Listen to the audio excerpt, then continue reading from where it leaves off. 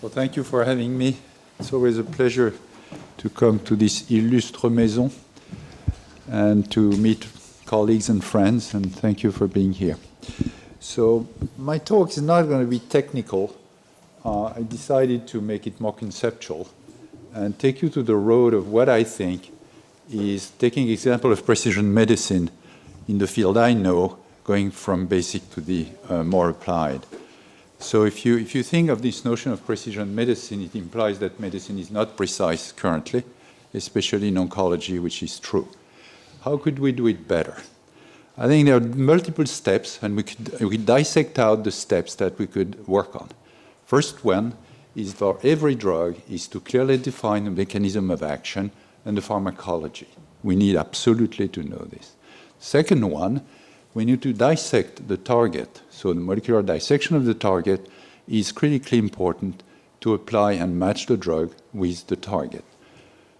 And these targets could be now evolved from single parameters, which was the old way, to now signatures, molecular signatures, which will bring probably artificial intelligence. I have no doubt this is going to be the case.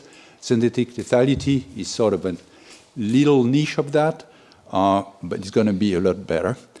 And then what we're seeing now is whatever you have learned is you need to do targeted delivery of your agent. Precision oncology started with surgery, radiotherapy, chemotherapy could follow. And then the scheduling is also critically important, the microenvironment, and data integration. I'll go through this now stepwise. I'll start with what I know, which are topoisomerase inhibitors and topo-1 inhibitors. So topo-1 is an essential enzyme in human. It relaxes DNA supercoils, and it's essential for replication and for transcription.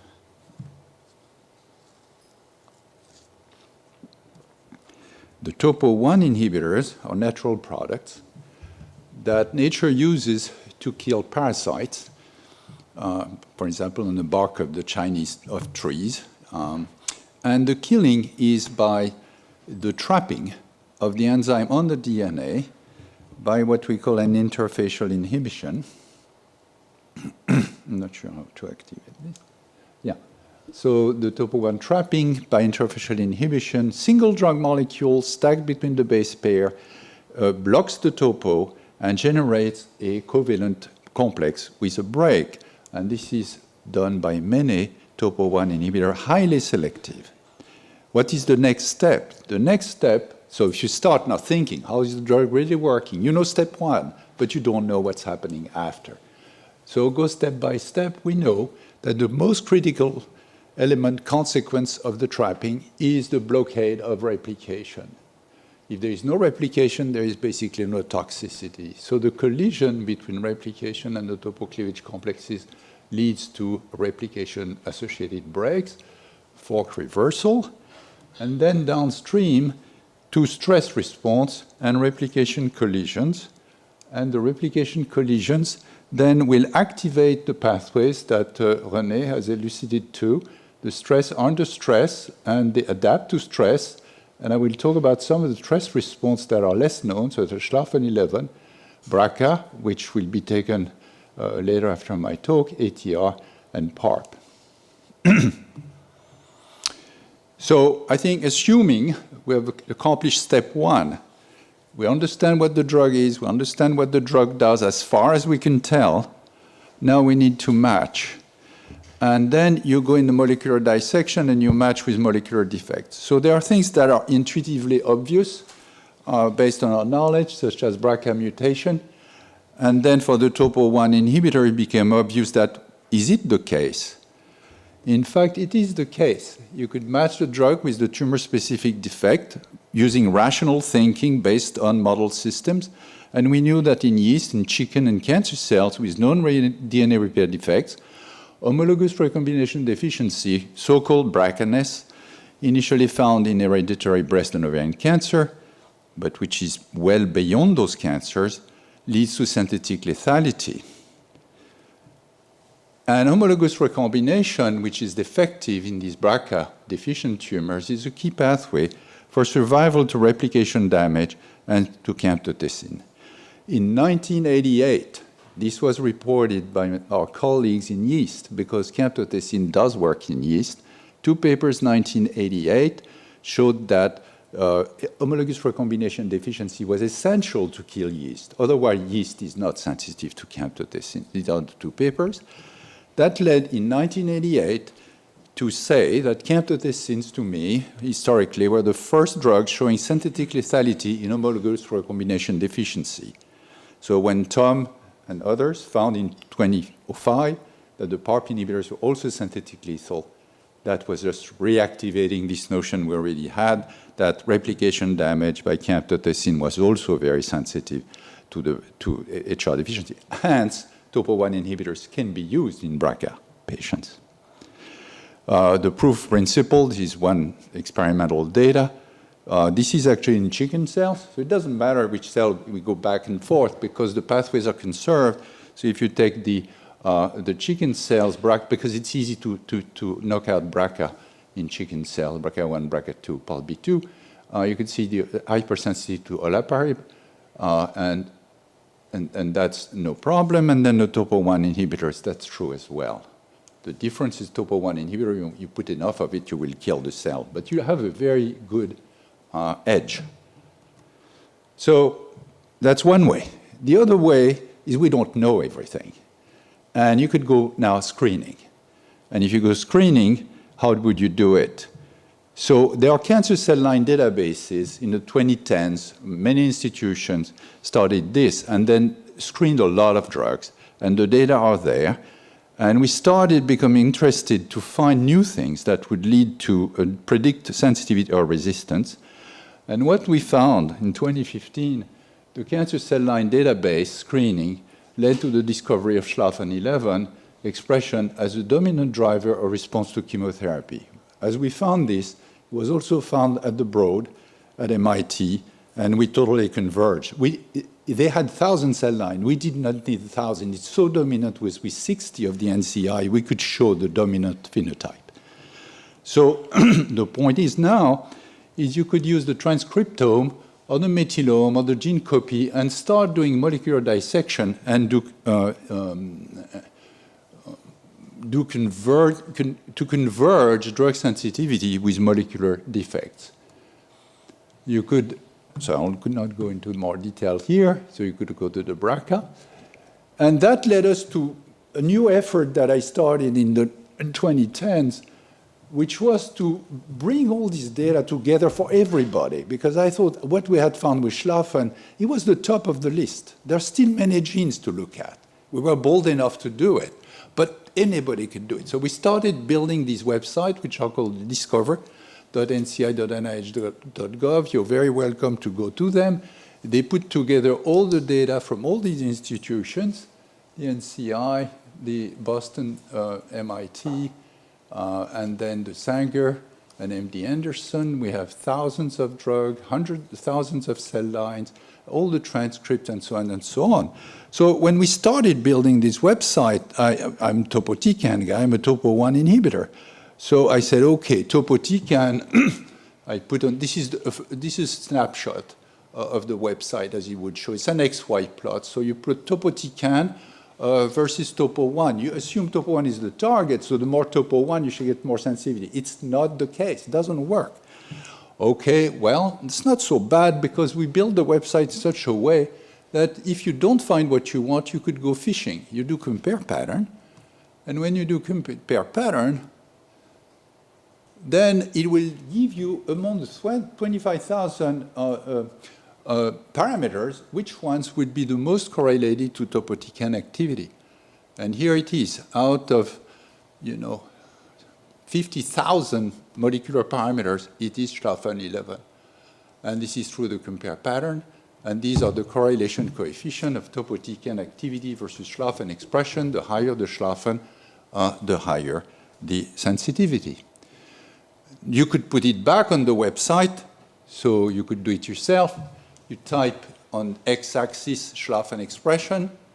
in the broad now. It's not even in the NCI. They have the data. You put topotecan on the other axis, and you could check by yourself that there is a correlation. Each dot is a cell line, and you could clearly identify this. You could do it by subset and so on. So the data are valid. You could validate them.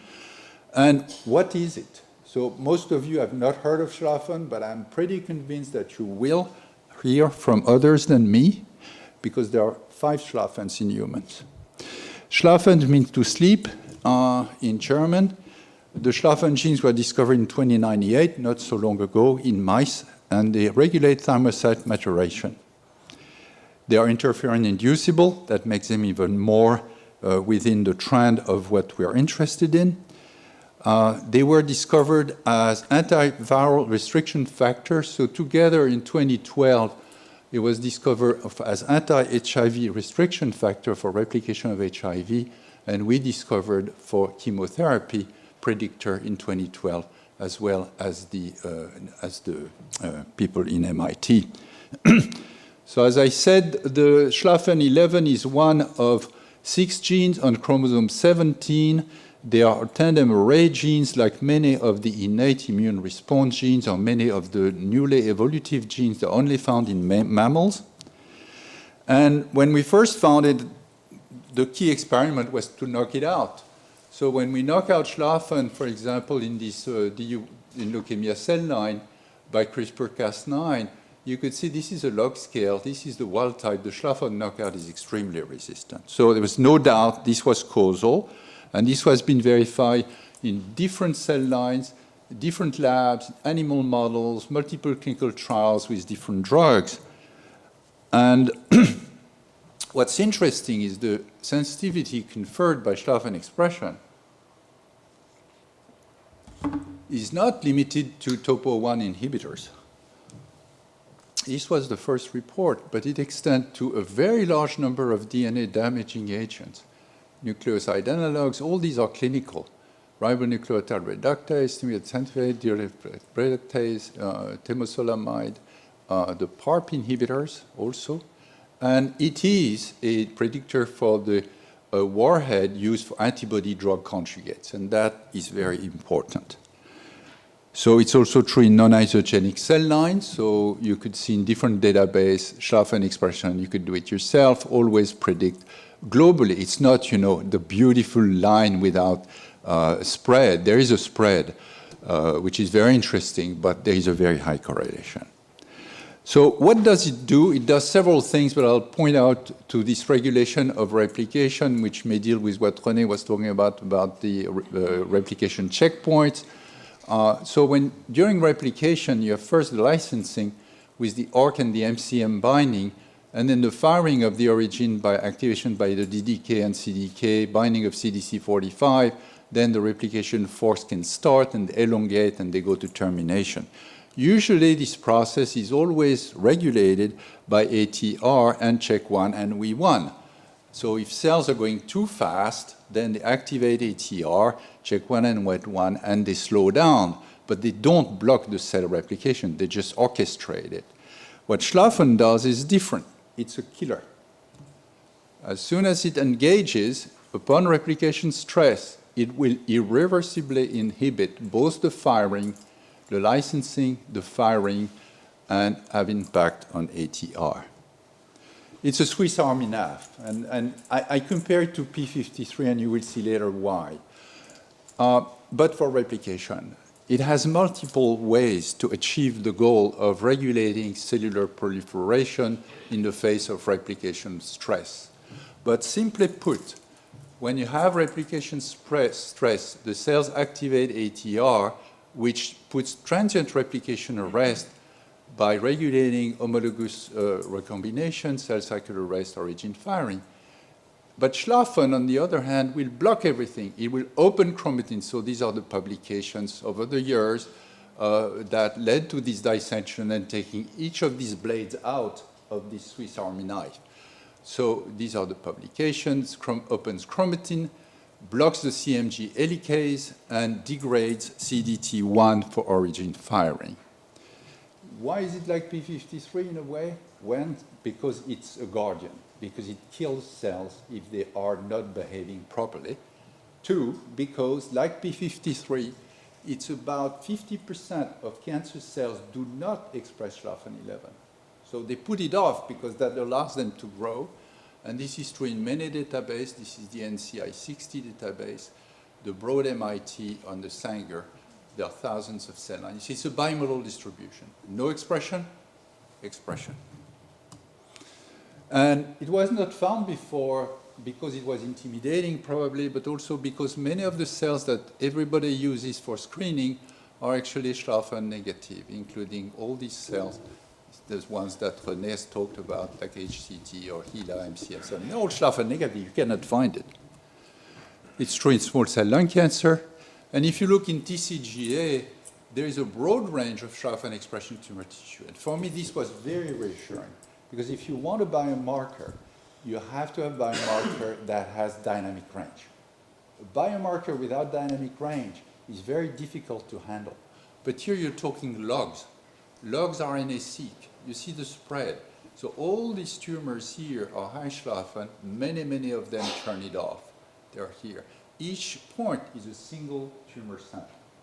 So if you have a variety of patients of the same disease, breast cancer, if they are high SLFN, likely to respond to chemo. If they have no SLFN, not likely.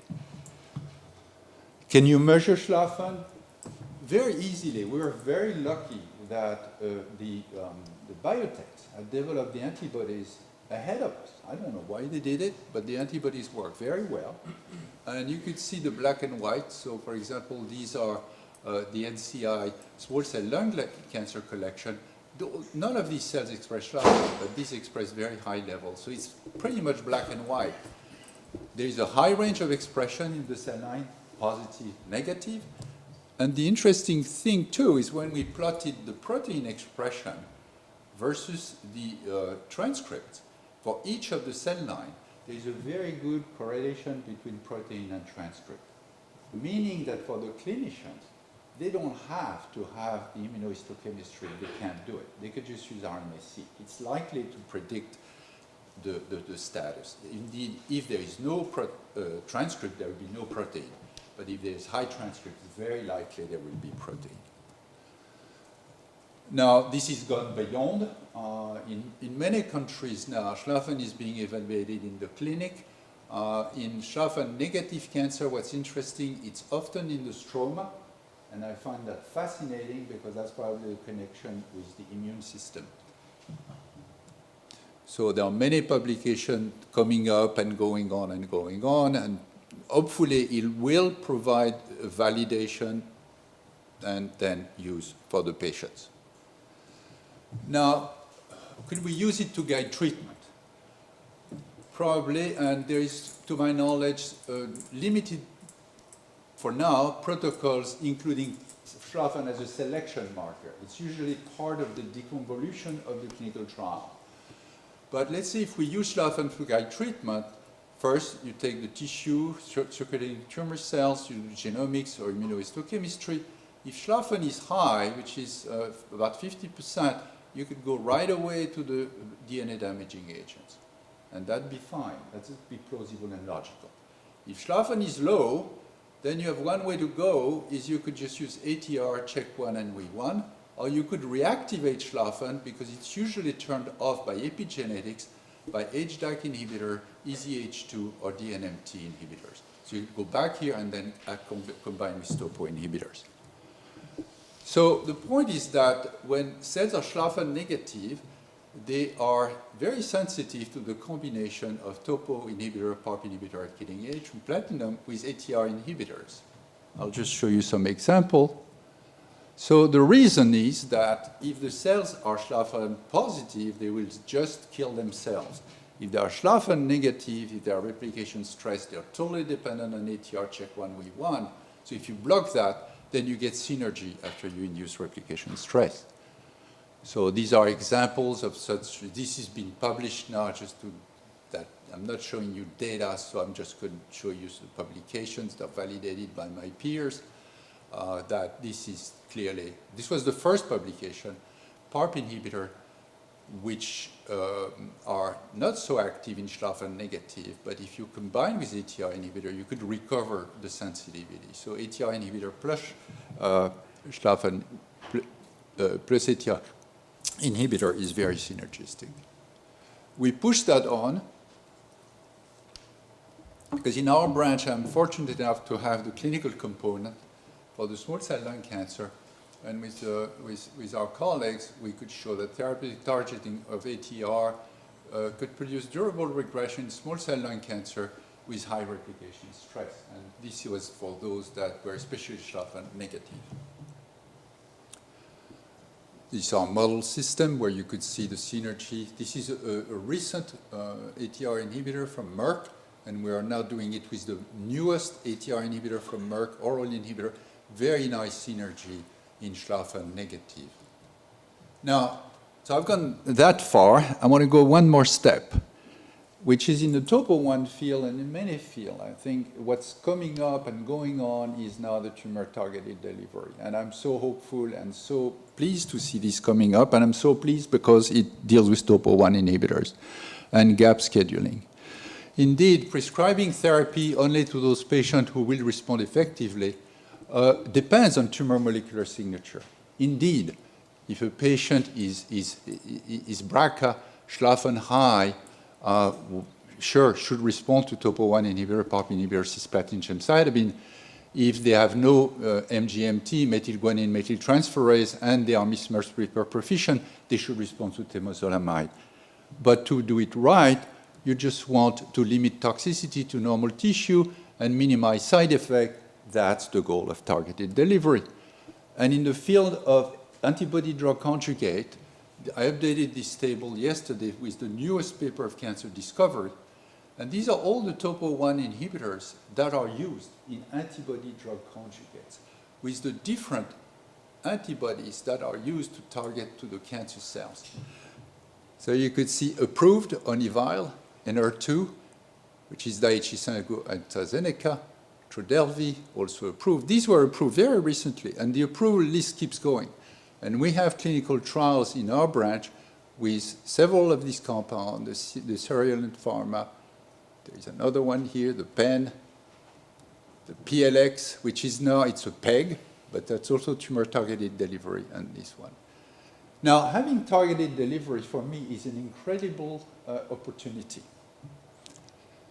So the targeted delivery, oh, that's interesting. So is possible with topo 1 inhibitor for one reason. They are not as toxic as the alkylating agents or the tubulin inhibitors, but they are toxic enough to do the job. And they are used as warhead with exatecan and SN38. So the good thing with tumor-targeted delivery, which we started to explore and propose some time ago now, is to do the gap scheduling. What we refer to, we coined that term gap scheduling. The concept is the following. If you have a tumor-targeted top 1 inhibitor, TTI, what happens when you inject the drug every 3 weeks, you're going to peak in the normal tissue and it will disappear. So the topo 1 cleavage complex will happen in normal tissues, but they will be labile. In the tumor, the drug will stay and produce persistent topo 1 cleavage complexes. So you make a gap here, and now you give the DNA damage response inhibitor, and you give it orally. So the patient can go home and take, let's say, a PARP inhibitor or a CHEK1 inhibitor or other drugs to do it during this time. And you could repeat the scheduling. So this has been proposed, and now we're doing it in the clinic. So moving on my scheme, and to finish, I'm not going to talk about the microenvironment because I'm no expert, and there are a lot of people who are really good at this. But I'm going to talk about data integration because in our branch, I could do the pharmacology, I could do the drugs, I love the drugs, but I came from the clinic. How do I communicate with the clinicians? How could they use all this information? And so following our first effort in 2000 to make this database for cancer cell line, arguing that if you could figure out how the drugs work in cell line, you should be able to figure out in patient, Then we moved on from the NCI to the 1,000 cell line cell miner CDBs at 2018. Then we moved on to the small cell, that was in 2020. So all these things are available on the Discover website, so you could go at your own leisure. Then we just released the NCATS, which is the screening from the NIH. And then we're doing the sarcoma now, which should come out hopefully this year. And what should come out this year is the patient omics, the tumor miner. So now what we're doing, we're collecting all the samples in all the patients, and then we put these patients in the same type of database, and then we have an output. This is a collaboration between the NCI, other institutes at the NIH, and outside universities where we get the data. So we get the gene expression by RNA-seq, mutation, drug response, clinical feature, methylation, copy numbers, and we could do on the website all these analyses that you will be able to do at some point when we get this published. The tumors we're dealing with in our group are limited to particular rare, relatively rare tumors, including small cell lung cancer, but a lot are neuroendocrine tumors. So the way the output is like the cancer cell line output. This is a screen capture for the website. And here what I'm doing, each dot is a sample, and they are labeled by the origin of the tissue. And I was just curious to see whether the Ki67, which the MKI67, code Ki67, which is a very widely used proliferation marker in oncology, whether topo2A, for instance, for it. It's beautiful. Topo2A, it makes sense. I mean, this is used for replication. And you could see here the tumors that are highly proliferative, small cell lung cancers, each sample, versus the less proliferative, which are these blue samples, or the adrenal gland ACCs that are much less proliferative. And then you could do anything you want. So if you, for example, are very interested, or what's also interesting for Ki67, because RNA-seq is done routinely, I was curious to compare our Ki67 immunohistochemistry with transcript, because you hear often that transcript don't correlate with protein. I think for a lot of situations this is incorrect. This is just one example for Ki67, patient data, immunohistochemistry versus RNA-seq, and you could see the correlations are pretty good. And they are not extremely precise, but precise enough, in my view, better than what we do now. You could now start exploring for drug response. For example, you know drug transporters are very important. René knows that. The Dutch groups have been very much ahead on that. So there are two big transporters, ABCB1 encoding MDR1, or ABCG2, BCRP. And now if you could fingertip, you just type the gene. And what you will note immediately is a lot of the cancers do not express ABCG2, but a lot of the cancers do express ABCB1, and usually some cancers express both. Now, if you have a patient who is here, why would you give Taxol? Probably should not. So we should know this. This is the fingertip of the clinician. Now, you could also look for Schlafen, just like Schlafen 11, and you could look, for example, antigen-presenting machinery. So we have a little algorithm that based on 11 genes that will define antigen-presenting machinery on the tumor cell. So this is plotted here, and this is plotted here. So you can see the very wide range. This is RNA-seq of Schlafen expression, very wide range of antigen-presenting machinery. On the website, this also correlates any gene of your liking. In this case, it's Schlafen 11. This is on the website with survival for your particular sample set. And you can see here for small cell lung cancer that the patients who have high Schlafen expression do better than the patients that do not, because they are treated with chemotherapy. So this work it's a small shop, but it's a shop where everybody knows each other. So we have the CellMiner team here, my colleagues in DTP, at NCI, at NCAT, the postdocs who have been working this, and then very fortunate to articulate very nicely with my young clinician teams on the different tumors that we're working on. So all this is fully integrated, and as much as we know. And I think the integration is the challenge we have to face, and I think it will be the solution to really make medicine a lot better than it is now. Thank you. Thank you very much, Yves.